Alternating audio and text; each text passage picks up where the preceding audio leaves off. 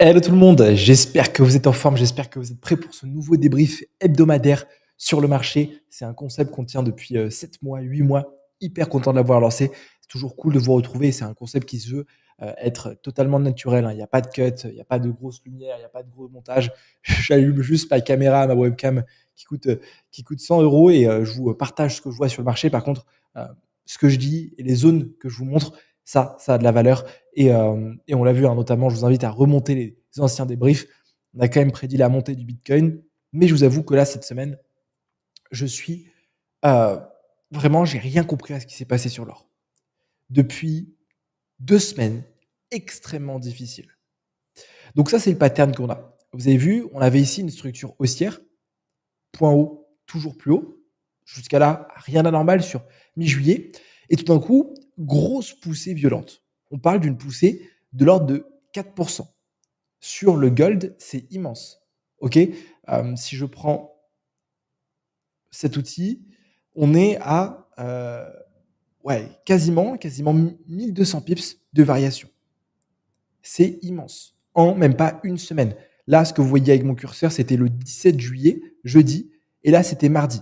Donc là, en même pas 4 jours de trading, le marché a fait ça. Donc, extrêmement surprenant. Moi, j'ai été vraiment marqué par la violence de ce mouvement. Je me suis dit, OK, il est en train de se passer quelque chose. On a une guerre. J'ai une data qu'on n'a pas. Souvent, on peut avoir ça. Je vous rappelle ce qui s'est passé lorsqu'il y a eu le conflit avec États-Unis et Iran. On avait le marché qui a explosé 3 jours avant. On ne comprenait pas pourquoi. Et puis, on apprend que samedi, des bombardiers américains ont bombardé des zones sensibles. Et en fait, donc, OK, le marché a explosé. Je suis passé acheteur. J'étais déjà tout le temps acheteur, vous le savez, je suis extrêmement acheteur surtout sur le gold. Et là, sur cette semaine, le marché revient sur son niveau initial du 17 juillet, sans venir réagir sur aucun support. J'avais ici une zone 5 étoiles, le marché l'a explosé. Ce que je disais hier, vendredi, à tous les membres du groupe privé, j'avais ici ce niveau que vous voyez, mais pour moi, je vais effacer celui-là. Pour moi, ce niveau-là, c'était parfait. On était sur un bloc daily.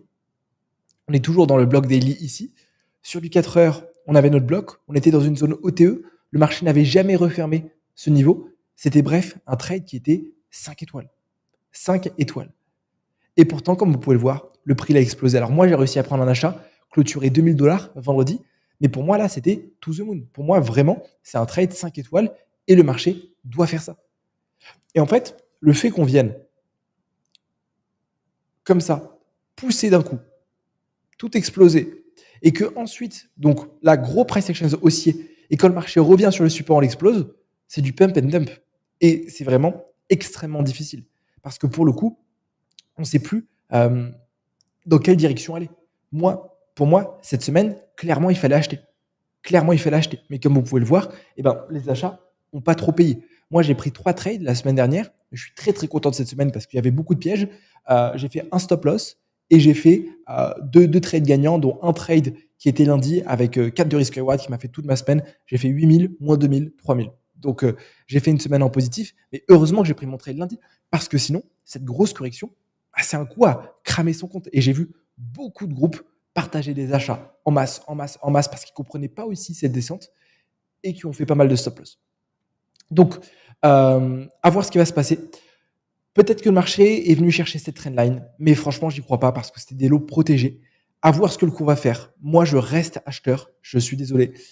Si le cours vient clôturer sous ce plus bas, alors là, on validera un change of structure et on repassera baissier. Mais tant que le cours n'a pas clôturé sous ce plus bas, pour moi, c'est juste une liquidation et je veux quand même aller chercher des achats.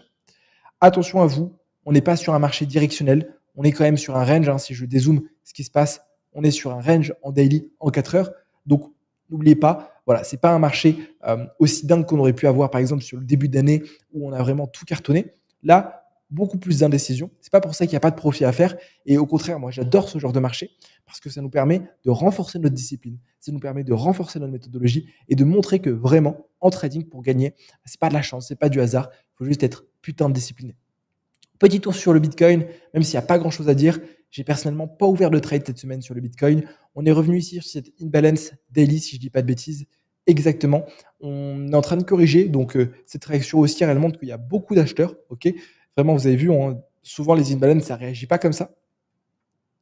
Donc, belle réaction. Montre qu'il y a beaucoup d'acheteurs. On est sur un petit range en 1 heure, 4 heures. Vous avez vu, c'est ce qui s'est passé. Donc là, c'est sur mon curseur, c'est lundi 14 juillet, c'était il y a une semaine. Donc voilà, pas grand-chose à faire. Moi, j'ai une belle zone d'achat qui est ici.